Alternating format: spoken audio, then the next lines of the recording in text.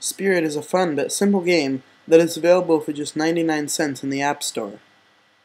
The basis of this game is that you drag your finger around the screen to move a character that creates circles on the screen and sucks the enemies down the hole.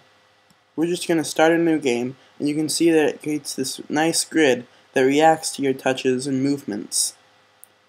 You make a circle with your creature's tail, and all the things will get sucked into that hole. I really like the graphics of this app and the special effect that they have when you create a hole, and how it looks like real movement. The enemies come in waves, and they get harder and harder as you go along. Once you beat one, you'll be teleported to the next one.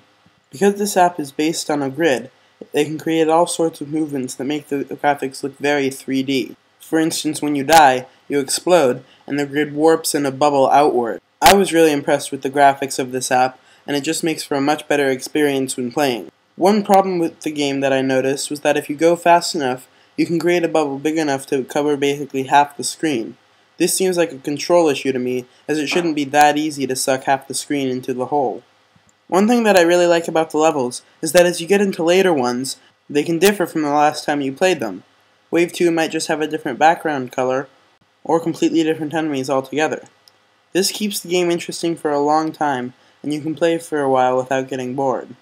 Pick up and play apps, as opposed to apps that have a long story mode, have always been my favorite. One thing that I think this game does lack is a way to save your progress on the levels that you've beaten. Each time you die, you have to start from level 1 again, and this can get kind of repetitive. You can always change the movement sensitivity so that you have to move your finger less and less to move the spirit farther distances. This was a good option to include, but it just amplifies the problem that I talked about before. This app combines great graphics with great gameplay, and it's only 99 cents in the App Store.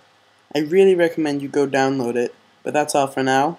Thanks for watching, and please subscribe.